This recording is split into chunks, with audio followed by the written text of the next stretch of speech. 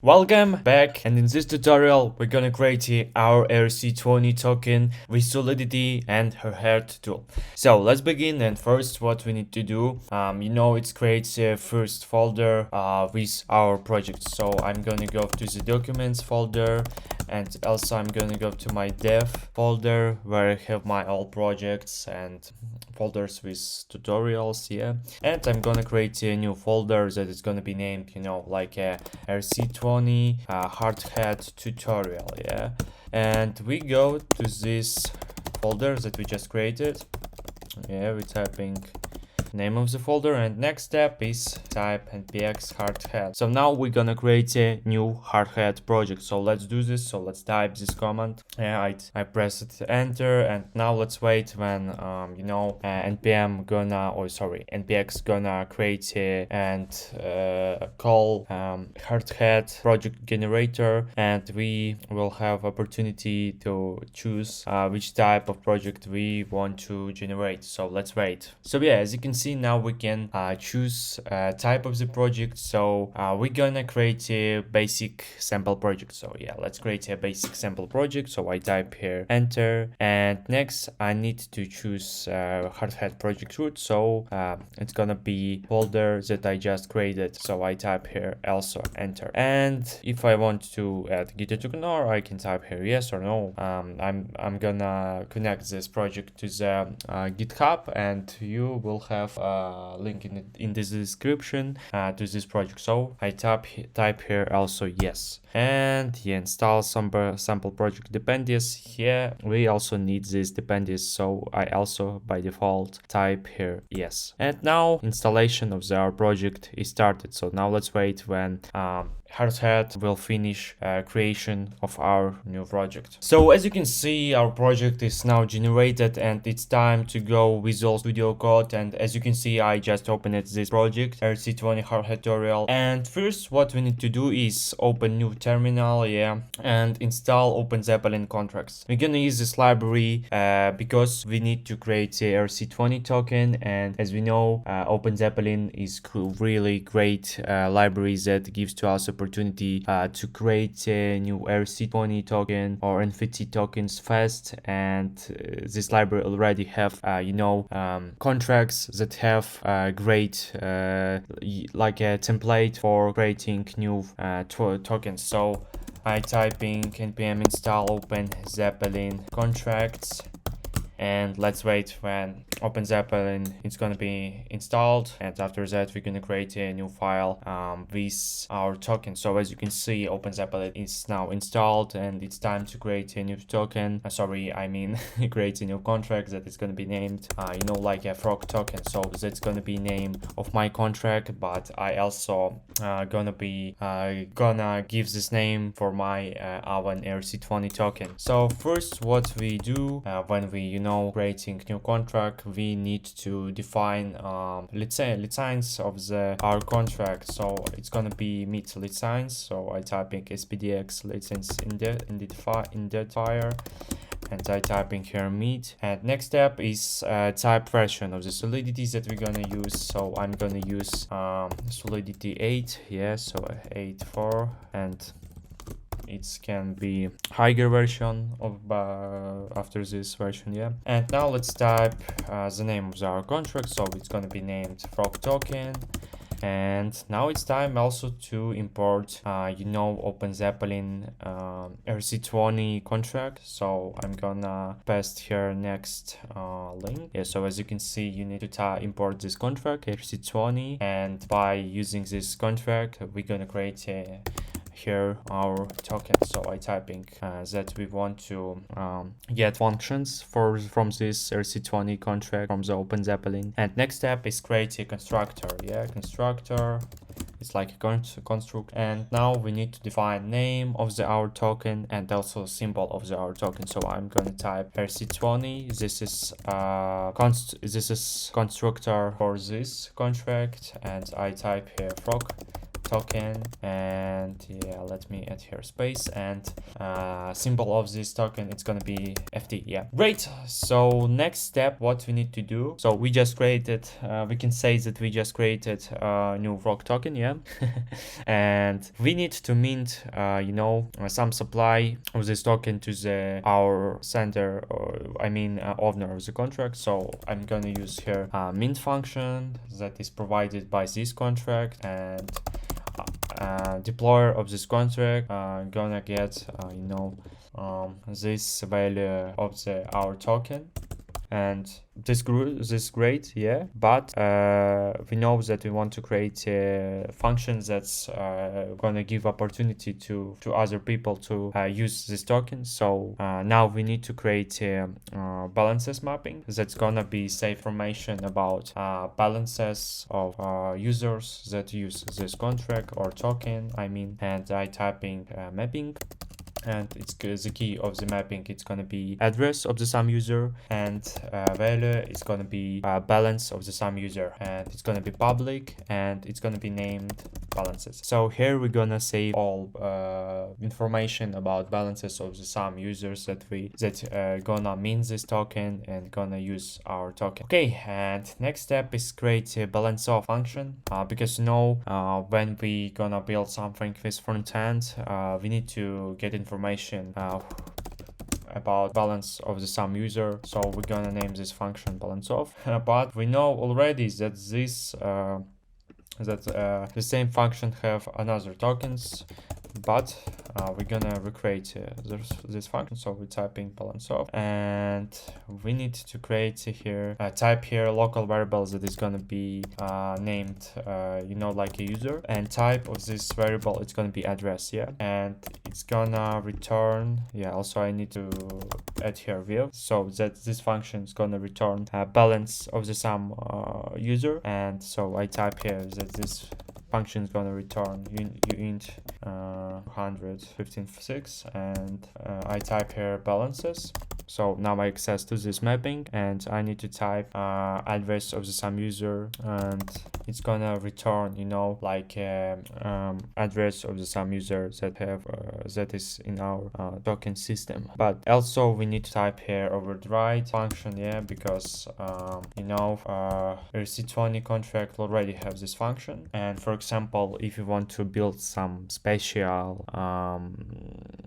special function with special functionality that it's going to be return balance of the sum users, we can customize this like we did here. Great, so now we have functions that gonna return balance of the sum user. Next step is create a mint token functions that is gonna be give to first, I don't know, maybe for first users some tokens, for example, give some 10 tokens or more. So now let's go and write this function. So yeah, so I go here and I create a new function that is going to be named mint token, and it's going to be public function. And first, what I want to check here, this is balance of the user. So balance of the user must be not 0 if this user want to mint this token. So I type here this value, and after that, if no less than or equal than balance, we can type just balances message sender. So if this is more than this value, it's gonna be this gonna send message let's type here you can't mint token because your balance is more than 0. Yeah, we can type here 0, or let me change here 0 to this value. And next step is create a balance mint function. So it's gonna be work like this. So we type here balances message dot sender balances, and I type here message dot sender plus this value. So it's gonna be mint this value that we have here. And yeah, that's how it works. Next step, let's create an event that it's gonna be named mint token. this function, and it's gonna be have two parameters. So first, this is owner address, and second parameter, this is amount of tokens. So it's gonna be uint, and I type here dash amount. And now let's go to this function, and now let's call this event. And indefinite already. Oh yeah, indefinite already declared. So I'm gonna rename this event like let's type here mint token event. Yeah, so now let's emit here this event. So I type here mint token event, and I need to type here owner, so it's gonna be message.sender, and amount, it's gonna be this value. Great. So now when we're gonna mint this token, it's gonna be call this event, and we're gonna get data about how many we're gonna get information about about user, and also amount of tokens that was minted. So now I think this time also to create another functions, and this is transfer functions that's gonna transfer some value from the balance to the another balance. So now let's write this function. Okay, so let's go here and let's create a new function that it's gonna be named transfer. And so first we need to define address of the user where we want to send some tokens. So I'm gonna name this variable like a receiver. And next functions, this is variables that it's gonna be amount of tokens. So it's gonna be uint and this type, and it's gonna be public function, and it's gonna be work like a mint token. And here amount, if amount is equal 0, yeah, we gonna, I forget to add a low dash, we gonna send here message like amount of tokens can't be equal 0.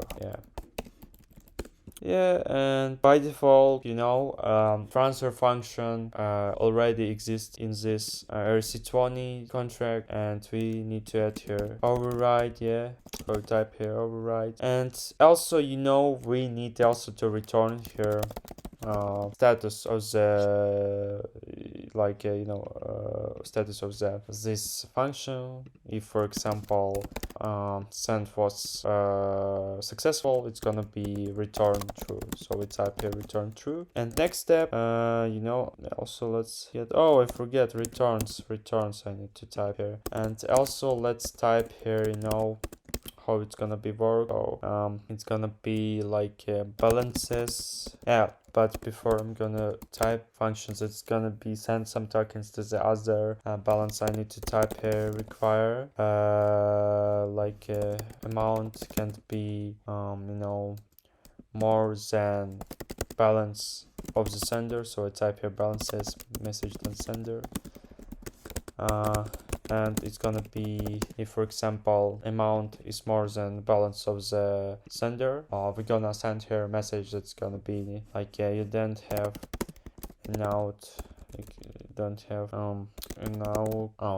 maybe we can just type here you did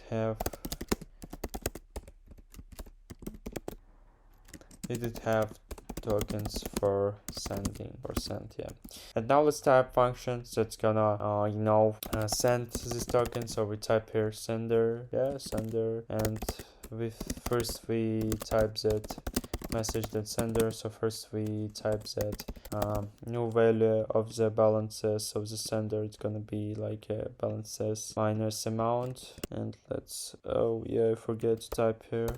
Yeah, I fix it. Balances. We need to delete here view, because we're changing some data. And balances of the receiver, it's gonna be like balances receiver plus amount of tokens. Yeah, so now this is transfer function, and also we can rename this event like transfer, yeah, and we can go to this mint token function and change this to transfer event, and also we can emit this transfer event here. So I type emit receiver, and I save here amount data. Cool. So now we have, like a transfer function, we have a balance function, and this means that we can now send some tokens to the other user. We can check balances of the user, and that's great. So now we have basic functional that gives to us opportunity to work with some tokens, means also these tokens. But this is not all. Maybe you already know that ERC20 have function that's named approve. Now let's write this function. Okay, so before we're gonna write our approval function for approval withdrawals of the tokens, first we need to create here new mapping, and first parameter of this mapping is going to be address of the delegate, and second parameter it's going to be another mapping that's gonna have first parameter like address of the owner and amount of tokens, so it's gonna be uint, and it's gonna be public mapping, and this mapping is gonna be named allowed. Great. So next step is get back here, and as you can see, I started writing my approve function for withdraw. So with this function, it's gonna built like withdraw functionality. And so first what we need to type here, this is delegate address, delegate, and second parameter, this is amount of tokens that a user want to withdraw from our contract, and it's gonna be public function, and it's gonna be return boolean value true or false. Okay, and now when, for example, I want to withdraw something, I type here allowed message sender, so it's gonna create a new item in allowed mapping, and second argument, this is delegate address, and we type amount of tokens that it's gonna be withdraw. And as you can see here, we also need to add override, because maybe you already know that that ERC20 token already have functions that it's named approve, so it's not important to write again a pro function. You can just use this function from the ERC20 token, but I want to create my own approve function, and it's gonna be return true. Great. But that's not all. Also, we need to write allowance, allowance functions that's gonna return objects from this allowed mapping. So let's type function, and function is going to be named allowance, and address owner, so it's going to be first parameter, and second parameter it's going to be delegate of the withdrawal, and it's going to be a public function, and it's going to be return only a uint 236, and it's gonna be work like this. So we type here allowed message dot sender, so I mean owner, so owner, and it's gonna be returned like this value of the tokens that it's gonna be withdrawal. And also we need to type here override, because ERC20 token from the OpenZeppelin already have also this function. So now we can say that we write all code that we need to work with to create our ERC20 token, and it's time to test this token. So let's go to the test folder, and now let's create a new test that is going to be named like a frog token JS, and let's test these functions that we have here. So I'm gonna get expect function from the chai library that is used to test all these things that we have here. And also I want to get users from the Hardhat library. By this users class, we're gonna deploy our contracts, we're gonna work with our contracts, and we're gonna do many other things. So before we're gonna test deployment, we need to create first variable that is going to be named frog token, and it's going to be a contract factory of this token. It's going to be not deployed for token, but it's going to have all structure of the token. Yeah. Next step is create a frog token variable, but without uppercase here, and it's gonna be variable with already deployed contract that we have here. And next we need to create a deployer variable. Here it's gonna be saved address of the contract deployer, and we need to create also next variable that is gonna be named ADR1. Okay, and I just created here a describe function where I type what I'm going to test, and it's going to be print in our terminal. And first, let's deploy our contract. So let's do this. So first, we need to get